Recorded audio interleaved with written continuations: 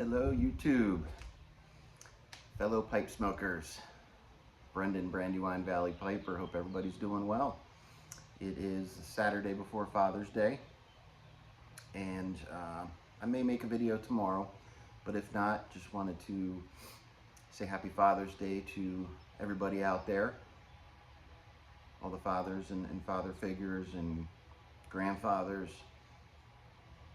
I hope you have a great day. It's going to be very nice here, so we're going to enjoy ourselves with a nice meal, and then probably doing something. We may go mini golfing or something like that, something as a family, so that'll be fun. Having some coffee this morning as usual, and I want to do a video and review a blend. Now, if you saw I think it was 2 videos ago, I got a package from Jeff D, who's one of the subscribers on my channel. He's a commenter. He's probably on a bunch of you guys' channels. Really nice guy, but he sent me a package that was just amazing. I was not expecting it. But he saw my videos. I'm doing my Oriental journey, so he sent me a couple of the old McClelland's blends, and last night I opened this one. If you can read it, it's got a little bit of a glare, but it's Grand Orientals, this Classic Samsun.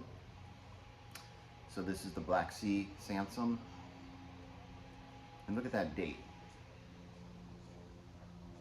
2008. This is almost 20 years old. So I've never had a McClelland's blend. Obviously I've heard a lot about them, and it was just so nice. So JD, thank you so much again. I really appreciate it. But I was kind of I was like, do I save it for a special occasion? It's like, no, let's smoke this. So I opened it last night, and I was amazed. I kind of hate to do this video just because McClelland's are gone. You know, you can't get this anymore, and if you do find it, somebody's going to charge an arm and a leg for it. But I just wanted to give my impressions of it, because it was definitely different. I didn't do my housekeeping, so I am smoking my Rossi Rubino 673. I've shown this pipe before. I love it. It was my first briar pipe, and it's my favorite. Smokes like a dream. So I decided to open this. I did smoke a bowl of it last night, and I was floored. It is so good. I couldn't even believe it. I can't wait to open the other one also. But it's basically, I looked it up. I can't find a lot of information, but it's a Virginia Oriental. I couldn't really see what Virginias were in it, if it was, you know, brights or reds or any other type of Virginia. But it does have the Black Sea Silkum. I'm sorry, not Silkum, Black Sea Samsun. Black Sea Classic Samsun. And it's grown just south of the Black Sea in eastern Turkey. These prized Oriental tobaccos draw their sweet and nutty flavor from the rocky soil as they have done for 350 years. A very distinct, mellow, pleasant character of the famed Samsun in its finest blend. Very, very good. And it was interesting. When I opened the tin, now the jar note is definitely getting, I've always heard about that ketchupy smell that McClelland has. And that's definitely what this has, but it's a little bit different. It actually reminds me of A1 sauce. If you've ever had A1 sauce, the steak sauce, that's what this smells like. It took me a while to figure it out last night. I thought it was a Worcestershire sauce, but then as I kind of smelled it, it's A1. It reminds me of A1 because it's got that, it's savory. It's kind of sweet, but it's more savory. And it's very dark, very rich. The leaf in here is very dark. Some of it's so dark it almost looks like Black Cavendish, which I don't know if it has Black Cavendish, but you're not gonna be able to see it on the camera, but it's very, very dark. You got some lighter brownish, which I think is the Oriental, but this is so old that could just be the Virginias and how they've fermented and, you know, aged. Oh, so good. Oh my gosh. So it definitely reminds me of A1 sauce, which is probably strange, but that's what I'm getting.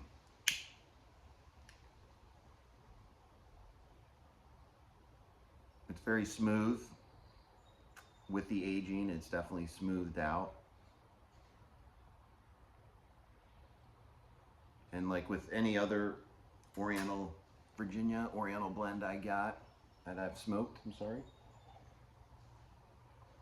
is it definitely starts more on the sweet side. This is a little bit more of the savory side, but then as the bowl develops, those spices start to kick in with the Orientals and the earthiness. So it starts like on the sweeter, savory side and then kind of develops into the spicy earthiness that you get from the Orientals. And then I get the baking spices.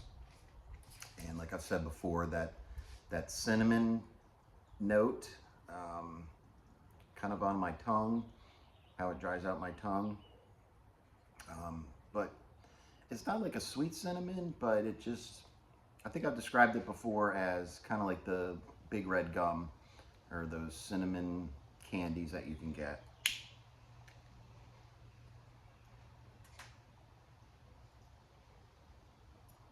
But it's very deep, very rich.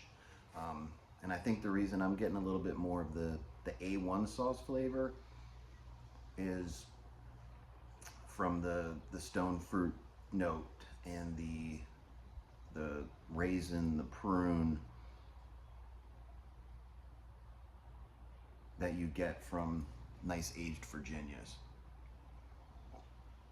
I think all that's kind of going together and giving me that A1 flavor. The actual moisture was perfect. I was a little nervous, you know, being almost 20 years old. Might be a little bit dry, but it was perfect. Even had a little tiny bit on the wetter side.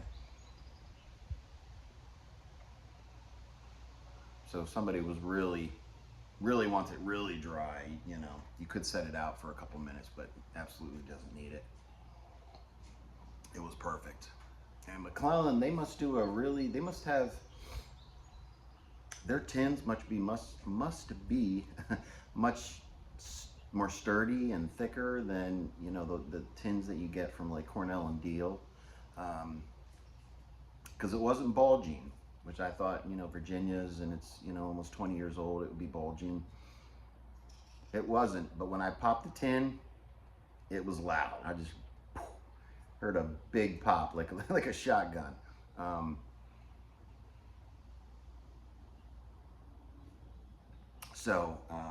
It definitely had some very nice aging on it. When I opened the other one, because he sent me another one, I'm going to do that one on camera so you can hear the pop when it opens. But I smoked it in my meerschaum yesterday.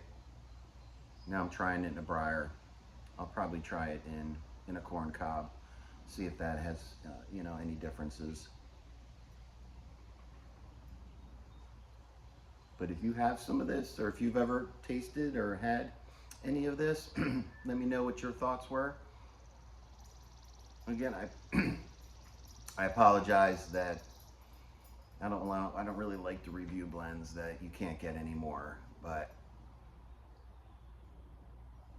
I was just so lucky to be able to get this, and I wanted to share with everybody, you know, my thoughts on it. Yeah, I was making some notes yesterday. I think I pretty much hit everything. Yeah, but it is very smooth. The retro hail is very smooth. Sometimes with Orientals, with the spiciness at the end, it may tickle a little bit and make me want to sneeze. But this is very, very rounded out. So again, if you have had this, let me know. And I'm looking forward to actually getting the other one out and reviewing that. But these are going to be blends that I am going to be trying to save for special occasions, because once this is gone, it's gone. Yeah, obviously. I know you can find them on, you know, tin bids or whatever those places are, but I'm not spending that kind of money for it. That's why I was so appreciative, JD, when you sent this, and I was like, oh my gosh, these are McClelland's. That is crazy. Now I see what the hype is. That's the other part. Now I see the hype of why people love them so much. And I'm not a big fan of the the vinegar that you get in some Virginias. I'm not always a big fan of that, but this is totally different. It's not hitting my tongue like those those